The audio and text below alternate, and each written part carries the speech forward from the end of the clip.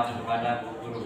Assalamualaikum warahmatullahi wabarakatuh. Waalaikumsalam warahmatullahi wabarakatuh. Silakan. Silakan mengajar dulu ya. Dibuka Al-Qur'annya, yang tidak membawa silahkan nyimak ya. Jadi kita awali dengan Al-Baqarah. Silahkan Al-Baqarah ayat 1 ya nak ya. Sudah ketemu semuanya? Ya. Kita mulai.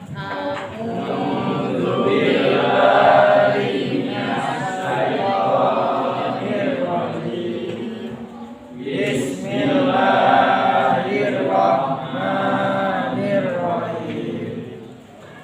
Alif Lam Mim. Dzalikal kitabu la raiba fihi hudal lil muttaqin alladzina yu'minuna bil ghaibi wa yuqimuna as-sholata wa mimma razaqnahum yunfiqun. Kita lanjutkan materi minggu lalu ya. Masih tentang jenazah. Hanya saja sedikit berbeda untuk tujuan pembelajarannya hari ini. Silakan dibagi dulu mas. Bisa dibantu temennya. Sambil dibuka materinya kalian di buku catatannya ya, di buku catatannya yang tentang penyelenggaraan jenazah ya. Itu adalah tujuan pembelajaran kita ya. Ada tentang dalil kepedulian terhadap jenazah. Dan hari ini tujuan pembelajaran kita adalah menjelaskan tata cara bertakziah, kemudian berziarah dan penyelenggaraan jenazah. Jadi harapannya 2 kali 45 menit ini bisa mencapai ketiga tujuan tersebut ya. Nanti sambil kita bermain peran ketika ibu menjelaskan masalah kepengurusan jenazah. Ya, kalian kita buka dulu untuk bagian yang bertakziah ya. Karena rentetan kegiatan penyelenggaraan jenazah itu dimulai dari ketika ada orang yang meninggal dunia, kita mulai dengan setelah mengucapkan inna lillahi wa inna ilaihi raji'un, maka kita yang dilakukan adalah yang pertama bertakziah ya. Pernah dengar dan familiar pastinya kata takziah ini ya. Ada yang tahu takziah itu apa? Coba siapa yang bisa mengutarakan takziah itu apa? Novel, coba novel. Ya kalau kayak gini kan nggak ada tawar menawar ya, langsung tembak aja. Apa Val mau novel? Takziah tuh kayak melawat apa? Kayak ke rumah duka terus menghibur keluarganya. Ya melayat ke rumah duka, mengunjungi orang yang terkena musibah. Saya yakin salah satu atau salah dua dari kalian atau salah semua mungkin ya, itu pernah melakukan yang namanya takziah. Ada yang nggak pernah takziah di kelas ini? Sama sekali belum pernah melakukan takziah seumur hidupnya selama 17 tahun misalnya. Ada? Udah pernah semua berarti? Iya, minimal itu ke keluarga kita ya. Masa iya sih selama 17 tahun tidak ada kedukaan atau tidak ada kehilangan dari rentetan sama saudara. Jadi tahu ya, saya yakin kalian tahu takziah itu apa dan pasti sudah menerapkannya. Karena di akhir tujuan kita pembelajaran ini adalah kita bisa menerapkan tata cara kepengurusan itu sesuai dengan syariat Islam. Ternyata sebelum belajar ini kalian sudah takziah, berarti tujuan pembelajarannya salah satunya sudah tercapai gitu. Nah tadi sudah disebutkan oleh Noval pengertian dari takziah itu sendiri. Sekarang coba saya tanya, Gung, tujuan kita takziah itu ngapain? Mengunjungi ke tempat Coba makam. aku. Tujuan bertakziah adalah apa coba?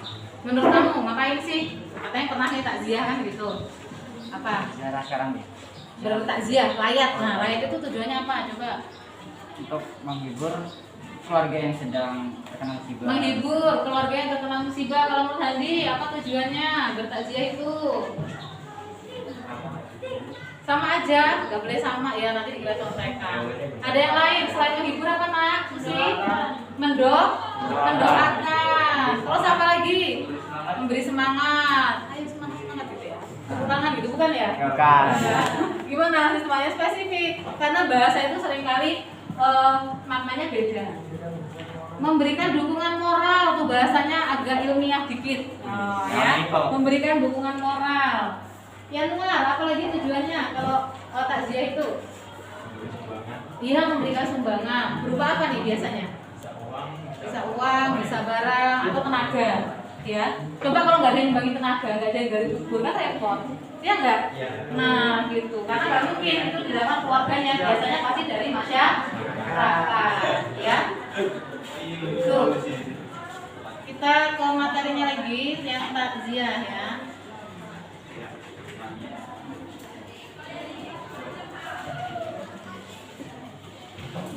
Jadi dalam bertakziah itu juga tidak asal-asal. Sesuatu yang kita lakukan di dalam Islam itu ada ketentuannya, tidak lepas dari yang namanya syariat atau aturan. Jadi kalau mau hidup itu ya terikat dengan aturan. Kalau nggak mau diatur ya nggak usah hidup kan gitu. Ya. Ini adalah ketentuan takziah ya, dan ziarah. Kita bahas dulu yang takziah. Namanya kita datang ke rumah duka. Itu ada sedikit sepele sih, tapi itu bisa mewakili apa yang menjadi tujuan kita. Yang pertama, coba dibaca Gus, adabnya bertakziah itu bagaimana? Orang yang mendengar musibah kematian hendaknya mengungkapkan innalillahi wa inna ilaihi raji'un. Iya, kadang ada siaran telah meninggal dunia di sekitar itu.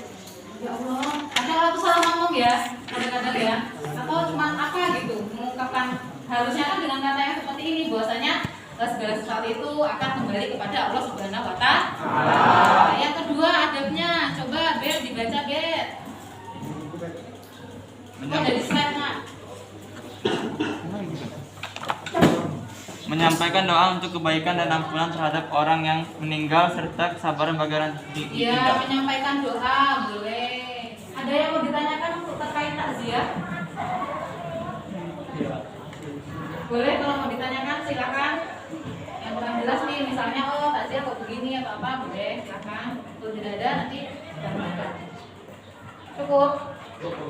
Apa? Takziah itu bahasanya itu pas mayat sudah dikubur atau Ketika takziah itu, ya ini agak sering dilakukan ya. Kadang kita takziah mungkin karena memang tempatnya agak jauh ya. Jadi sebenarnya takziah itu sebelum mayat itu dikuburkan atau sesudah sih gitu ya.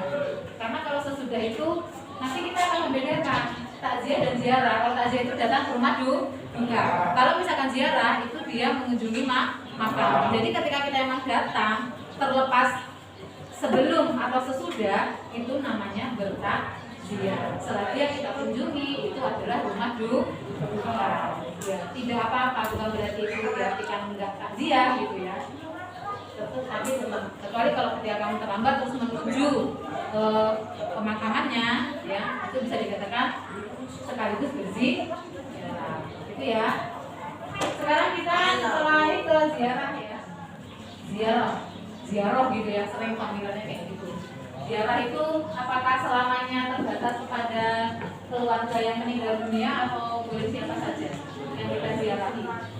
Ya boleh siapa saja. Mungkin kita sering mendengar atau sering ketemu orang-orang itu mengadakan ziarah perjalanan untuk menziarahi makam-makam para wali. Jadi nggak terbatas dari keluarga kita aja, tetapi boleh ke siapa aja. Sekarang kita bahas ini, sebelumnya ada dalilnya di situ. Jadi ketika kita melaksanakan itu boleh atau enggaknya itu ada dalil yang jelas mengapa itu. Sekarang coba nanti baca itu dalil tentang ziarah. Banyak hadis yang menganjurkan untuk melakukan ziarah kubur. Di antaranya hadis Nabi Muhammad yang diriwayatkan oleh Abu Hurairah radhiyallahu anhu. Dia mengatakan, Nabi Shallallahu Alaihi Wasallam pernah menziarahi kuburan ibunya, lalu beliau menangis sehingga membuat orang-orang di sekitarnya ikut menangis. Beliau bersabda, aku minta izin kepada Rabbku untuk memohonkan ampun untuknya, namun dia tidak memberikan izin, dan aku meminta izin untuk kalian menziarahi kubur, karena ziarah kubur itu akan mengingatkan kematian. Diriwayatkan oleh Muslim dan lainnya. Pendudukan hadis sahih mengutip dari publikasi ilmiah Wali Songo.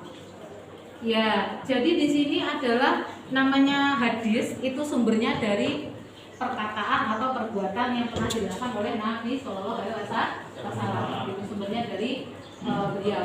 Jadi di sini memang pengalaman beliau sendiri. Bahwasanya ketika dia mengampunkan doa, ya itu dibolehkan atau tidak? Tadi dia tidak. Tetapi kemudian setelah itu dia memohon untuk menziarahi makam ibunya, maka diizinkan atau tidak? Ya, diizinkan. Jadi artinya boleh. Ya. Mungkin di sekitar kita ada orang-orang yang mengenal ziarah kubur dan ada juga orang yang tidak mengenal ziarah kubur. Atau mengenal semua kalau di sini. Kalau di kelas ini gimana? Ziarah kubur itu adalah sesuatu yang biasa aja atau yang akan dilakukan? Biasa ya, biasa. Nggak aneh ya, katanya gitu. Atau bisa kita lihat lagi di hadis yang kedua. Coba dibaca yang keras. Gus, baca Gus. Bersabda, sungguh aku dulu melarang kalian dari ziarah kubur, maka sungguh Muhammad telah diizinkan menziarahi kubur ibunya. Maka ziarahilah kubur, karena sesungguhnya ziarah kubur itu mengingatkan akhirat. Diriwayatkan oleh At-Tirmizi. Beliau mengatakan hadis hasan sahih. Iya, hadis riwayat Tirmizi. Jadi bisa dijadikan dasar. Ternyata dulu memang sempat melarang, tapi ketika Rasul diizinkan, maka dari sinilah kita mengenal istilah ziarah kubur. Karena tujuan dari ziarah itu adalah mendoakan, memohonkan ampun untuk orang yang kita maksud atau kita tuju. Sekaligus bisa mengingatkan kita semua kepada kematian. Jadi sekarang kita lanjutkan untuk bagian kepengurusan jenazah. Jadi tata cara kepengurusan jenazah. Ada berapa tahapan sih kalau ngurusin jenazah itu? Apa aja yang pertama? Memandikan, kemudian ya, sekarang ibu penjelasan nanti sambil kalian bermain peran supaya lebih mudah diingat, ya. Silakan kalian bacakan, nanti di sini ada materinya sambil diperagakan. Mulai dari kelompok yang memandikan jenazah, silakan maju ke depan.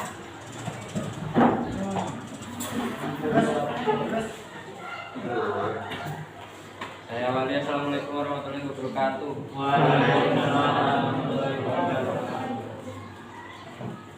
Kami di sini akan mempraktekkan tata cara memandikan jenazah. Orang yang memandikan jenazah. Jika jenazahnya laki-laki, maka yang memandikannya adalah laki-laki, bapaknya, kakeknya, keluarga terdekat dan mahram dari pihak laki-laki. Jika jenazahnya perempuan, maka yang memandikan perempuan ibu, nenek, dan keluarga dekat perempuan dan suaminya. Jika jenazahnya anak-anak, maka laki-laki atau perempuan boleh memandikannya. Cara memandikan jenazah. Yang pertama membaca niat. Niat memandikan jenazah laki-laki. Nawa itu busla adaan azal mayyiti lillahi ta'ala. Artinya saya niat memandikan untuk memenuhi kewajiban dari mayit ini karena Allah Ta'ala.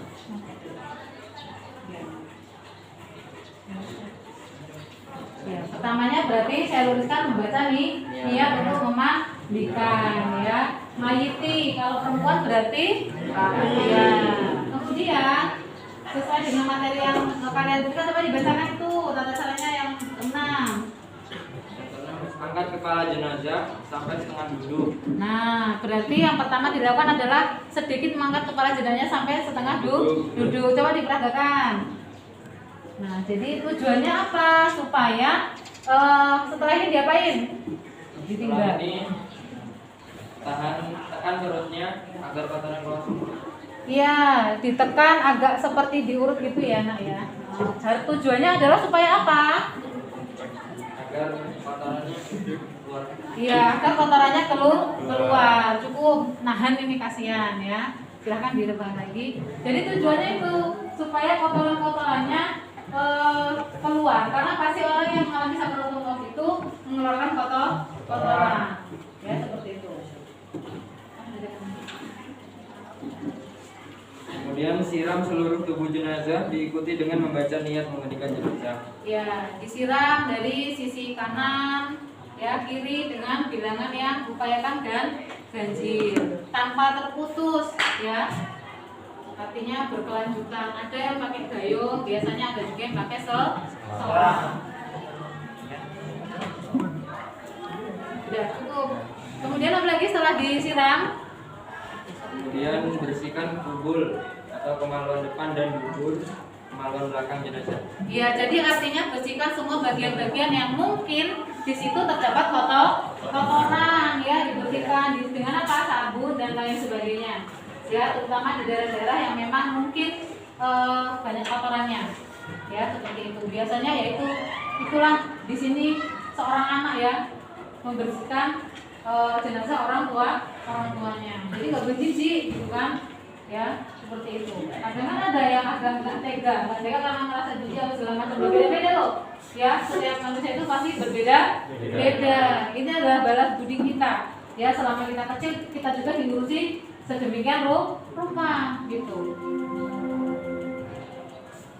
Kemudian silakan dilanjutkan. Kemudian siram atau basuh jenazah mulai dari anggota tubuh bagian kepala hingga ujung kaki sebelah kanan. Ya, jadi setelah bersih, ya pastikan semua kotornya tidak ada, maka disiram kembali sekujur tubuh sama tata caranya dengan di awal. Kemudian basuh jenazah dengan menuangkan air bersih ke tubuh dan menggosok perlahan menggunakan handuk halus. Kemudian siram dengan air kapur barus. Ya, siram dengan terakhir ya, biasanya itu dilakukan untuk yang terakhir kali. Siram dengan air kapur baru, namanya identik ya. Nah, sudah bisa dibayangkan artinya tinggal mandikan itu. Paham ya?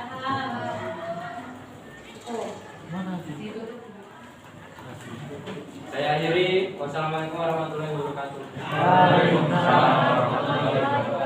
Untuk kelompok asus dan teman-teman ya sudah bisa mencari materi dan menjelaskan tentang memandikan jenazah yang sudah kita perankan juga. Jadi dengan cara nggak langsung kalian memerankan agar tujuannya apa, supaya dengan metode ini anak itu lebih bisa mengingat ya. Biasanya kalau melihat langsung itu akan lebih mudah direkam pada ingatannya dibanding dia harus membaca. Setelah memandikan, kegiatan selanjutnya apa yang kita lakukan terkait jenazah? Mengkafani ya. Sekarang kita dari materi tentang mengkafani jenazah. Kelompok siapa kemarin? Ya, silakan disiapkan maju ke depan, dipresentasikan. Assalamualaikum warahmatullahi wabarakatuh. Waalaikumsalam warahmatullahi wabarakatuh. Kami akan mempraktekkan cara mengkafani jenazah. Sebelumnya ada ketentuan mengkafani jenazah, yaitu yang pertama, kain kafan diutamakan berwarna putih dari hadis riwayat Abu Daud dan Tirmizi. Dan kain kafan untuk laki-laki berjumlah 3 helai dan perempuan berjumlah 5 helai. Kemudian pertama kita bentangkan 5 lembar kain kafan untuk perempuan. Ya, sekarang kita langsung ke bagian tata caranya. Sekalian diperagakan. Silakan diambil peralatannya sudah disiapkan. Bagian awal untuk mempersiapkan adalah meletakkan tali, kemudian menyusun kain kafan satu persatu, boleh disusun lurus atau menyempit. Setelah rapi, kain yang kanan didahulukan untuk menutup tubuh.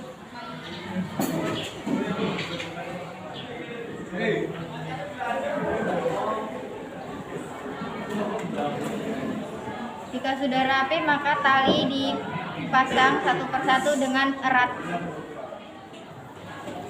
Demikian cara praktek mengkafani jenazah perempuan. Saya akhiri. Wassalamualaikum warahmatullahi wabarakatuh dan terima kasih. Nah, cukup jelas ya nak ya untuk tata cara mengkafani jenazah perempuan. Ya. Tadi sudah kita lihat saksikan bersama tata cara mengkafani jenazah perempuan. Dia diingat nanti diterapkan. Sekarang supaya lebih bisa membedakan, ya kita praktekkan untuk tata cara mengkafani jenazah laki-laki. Silakan untuk kelompok yang laki-laki mewakili dan menyampaikan hasil materinya seraya mempraktekkan. Silakan. Waalaikumsalam. Tata cara mengkafani jenazah laki-laki. Yang pertama yaitu mengenakan tiga lembar kain kafan yang telah dipotong sesuai ukuran jenazah. Kemudian susun meletakkan kain 4 lembar di bagian tulang bawah. Tetapi jika kain memiliki lebar yang sama, maka geser kain yang di tengah ke kanan dan yang paling atas kebalik ke kiri. Kemudian ada untuk sedikit sarung.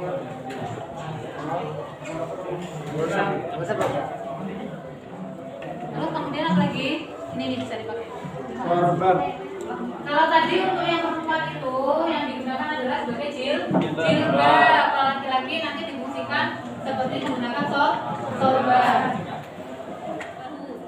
Bahu, sorban agak naik harusnya. Nah, bisa ya.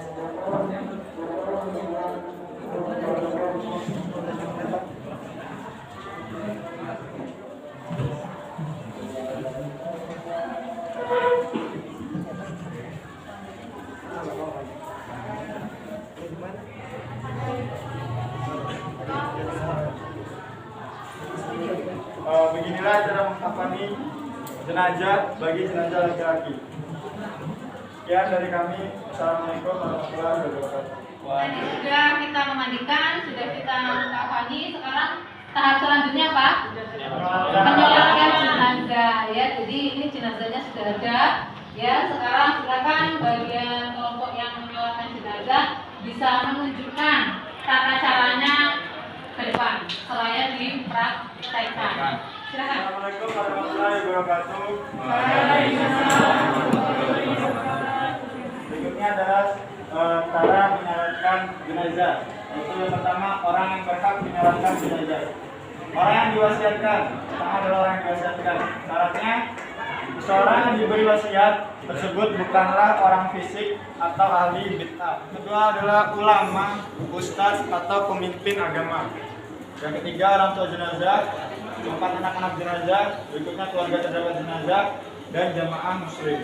Ya, sebentar. Jadi jemaah muslim di bawah itu nanti takutnya kalian berpikir, oh saya bukan ulama, oh saya bukan kerabat, ya. Tetapi kita lihat yang terakhir, ketika kita ikut menyolatkan orang lain, maka yang dibolehkan salah satunya adalah jemaah muslim. Berarti selama kita umat muslim, maka kita boleh. Tadi sudah dijelaskan oleh kelompok ini ya, tata caranya, kemudian ketentuan-ketentuannya.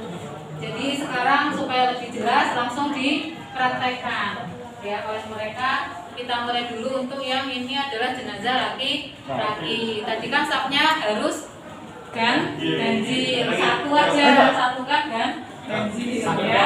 Gitu. Kemudian tadi posisi imam, coba posisi imam kalau jenazahnya laki-laki di mana? Sejajar dengan apa kalau posisinya? Kalau jenazahnya laki-laki posisi ya. Bismillahirrahmanirrahim. Sholli ala hadal mayyiti arba'at takbiratin fardhu sayati imam nabillahi ta'ala. Allahu akbar. Bismillahirrahmanirrahim. Alhamdulillahirabbil alamin. Arrahmanirrahim. Maliki yaumiddin. Iyyaka na'budu wa iyyaka Allahu akbar. Allahumma sholli ala sayyidina Muhammad wa ala ali sayyidina. Allahu akbar. Allahumma firlahu warhamhu wa afihi. Allahu akbar. Allahumma tahilna ajrahu wa la tahilna badahu wa firlan. Assalamualaikum warahmatullahi wabarakatuh. Assalamualaikum warahmatullahi wabarakatuh.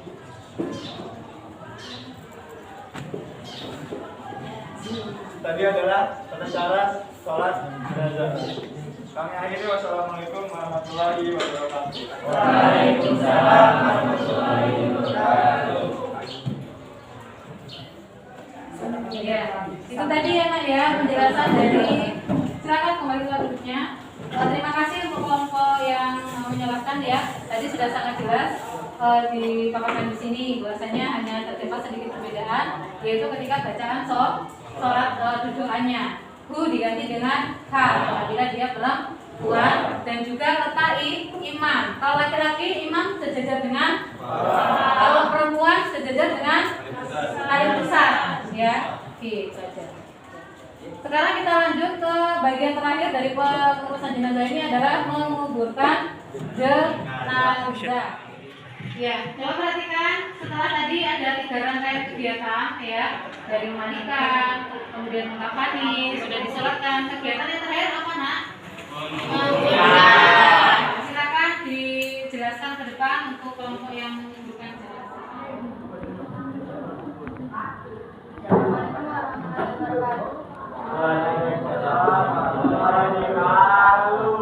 Kami akan menjelaskan beberapa tata cara menguburkan jenazah.